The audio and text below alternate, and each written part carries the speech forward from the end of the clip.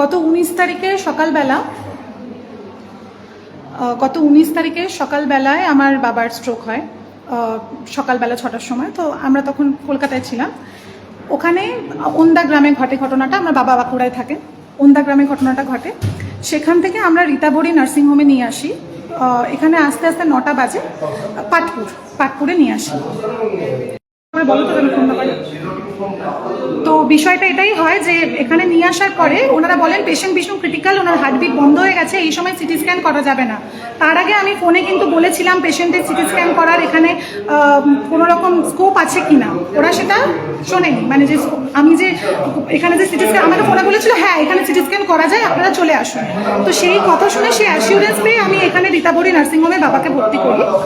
তারপরে যেটা হয় সেটা হচ্ছে যে ওরা বলে যে না, পেশেন্টের এত বাজে অবস্থা, এরা ভেন্টিলেশনে রয়েছে, এখন ওনাকে করানো যাবে না, এখন কিছুতেই ওনাকে আমরা সিটি স্ক্যান করাতে পারবো না। তো আমরা সেইটা ভেবেই 36 ঘন্টা কনস্ট্যান্ট আটকে রেখেছি যে হয়তো ওনাকে ভেন্টিলেশন থেকে বেরিয়ে এলে আমরা সিটি স্ক্যানটা কোনোভাবে করতে পারবো।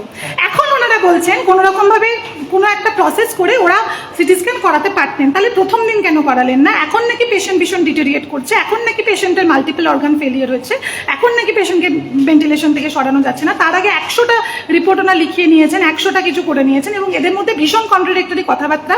রীতাবরী নার্সিংহোম পুরো চোর, পেশেন্টদের নিয়ে পুরোপুরি এরা ছেলে খেলা করে। এরা পেশেন্টদের নিয়ে কোনো রকমভাবেই প্রপার ট্রিটমেন্ট এরা দেয় না। এরা চেষ্টা করে বিল বাড়ানোর, বা এদের হায়ার অথরিটি থেকে কিছু একটা ইনস্ট্রাকশন থাকে, যে ইনস্ট্রাকশনের দরুন এরা মানে একটা পেশেন্টকে নিয়ে পুরোপুরি বিজনেস করে।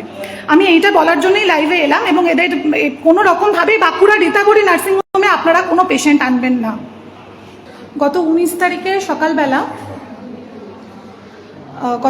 তারিখে সকালবেলায় আমার বাবার স্ট্রোক হয় সকালবেলা 6টার সময়। তো আমরা তখন কলকাতায় ছিলাম। ওখানে ওন্দা গ্রামে ঘটে ঘটনাটা। আমার বাবা বাঁকুড়ায় থাকেন। ওন্দা গ্রামে ঘটনাটা ঘটে। সেখান থেকে আমরা রীতাবরী নার্সিংহোমে নিয়ে আসি।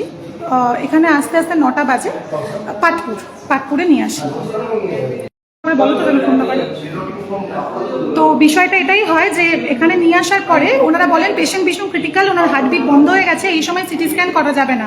তার আগে আমি ফোনে কিন্তু বলেছিলাম পেশেন্টের সিটি স্ক্যান করার এখানে কোনো রকম স্কোপ আছে কিনা। ওরা সেটা শোনেনি। মানে যে আমি যে এখানে যে সিটি স্ক্যান আমাকে ফোনে বলেছিল, হ্যাঁ এখানে সিটি স্ক্যান করা যায়, আপনারা চলে আসুন। তো সেই কথা শুনে সেই অ্যাসিউরেন্স পেয়ে আমি এখানে রীতাবরী নার্সিংহোমে বাবাকে ভর্তি করি।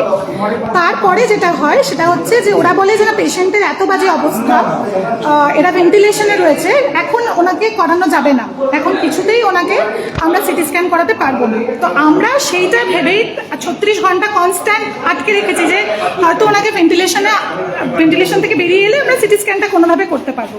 এখন ওনারা বলছেন কোনো রকমভাবে কোনো একটা প্রসেস করে ওরা সিটি স্ক্যান করাতে পারতেন, তাহলে প্রথম দিন কেন করালেন না? এখন নাকি পেশেন্ট ভীষণ ডিটেরিয়েট করছে, এখন নাকি পেশেন্টের মাল্টিপল অর্গান ফেলিয়ার হয়েছে, এখন নাকি পেশেন্টকে ভেন্টিলেশন থেকে সরানো যাচ্ছে না। তার আগে 100টা রিপোর্ট ওনারা লিখিয়ে নিয়েছেন, 100টা কিছু করে নিয়েছেন, এবং এদের মধ্যে ভীষণ কন্ট্রাডিক্টরি কথাবার্তা।